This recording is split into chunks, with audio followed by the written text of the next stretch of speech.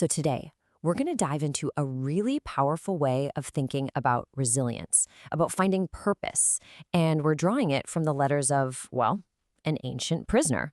We're going to see how a huge shift in mindset can literally transform the worst circumstances imaginable. All right, let's kick things off with a real head scratcher. How can someone who is in the absolute worst situation find a way to be deeply, genuinely thankful? And look, this isn't just some abstract idea. It's a real-life story about incredible resilience and faith. So let me ask you something. When you're facing a ton of stress, maybe total uncertainty, what's your go-to reaction? Is it fear, anger, maybe just feeling hopeless? Just hold that thought, because we're about to look at someone whose reaction pretty much defies all logic. Okay, let's really paint the picture here. We're talking about the Apostle Paul, and he's not just having a bad day. He is locked up in Rome. He's literally in chains waiting for a trial that could end his life. By any measure you can think of, his situation is bleak. And yet, this is what he's writing from that prison cell. It's not a complaint. It's not a desperate plea for help. It's this incredible expression of gratitude. And not just gratitude, but joy. He's thanking God for other people and praying for them with joy. I mean, the big question is, how is that even possible? Well, this kind of mindset doesn't just happen by accident, right? It turns out it was built on two incredibly solid pillars, two core beliefs that held him up through everything. Let's break those down. Okay, so pillar number one is just this radical confidence. Paul was absolutely convinced that his personal situation, even being chained up, was just a tiny piece of a much, much bigger divine plan. He had this unshakable belief that a good work was happening and that it would get finished no matter what happened to him personally. He was focused on the big picture, not his immediate pain. The second pillar is this really powerful Greek idea, koinonia. Now, this word means so much more than just friendship. It's about a deep, mutual partnership. Think of it like a two-way street of support, of sharing in the struggle, all for a common goal. He never felt alone because he was part of this incredible connection.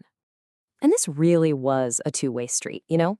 On one hand, you have Paul, carrying his community in his heart, praying for them constantly. And on the other hand, you have them, his community, actively taking part in his mission, sharing his burdens, and even supporting him financially. That kind of mutual support system, that's a powerful weapon against despair. So this incredible gratitude he felt on the inside, it wasn't just a passive feeling. It directly fueled his actions. And specifically, it completely transformed the way he prayed. And this is where things get really interesting, because you see this huge contrast. I think for a lot of us, when we pray, our focus tends to be inward, right? On our own needs, our own problems. But Paul's approach was the total opposite. His focus was almost 100% outward on the spiritual growth and well-being of others. So if he wasn't praying, hey, get me out of this prison, what was he praying for? Well, his requests are super specific, and they tell you everything about what he truly valued. I mean, just look at this list. He's not asking for wealth or health or comfort for his friends. He's praying for their character. He wants their love to grow, but, and this is key, he wants it to be a smart love, guided by real knowledge and discernment. He's praying that they can spot what's truly excellent in the world and choose it, and that they live lives of sincerity and integrity. And I've got to say, I just love this one little detail. That word he uses for sincere, in the original Greek, it literally means judged by the sunlight. Can you imagine that? Living your life with such pure motives that you could hold it up to the brightest sunlight and no flaws would be found.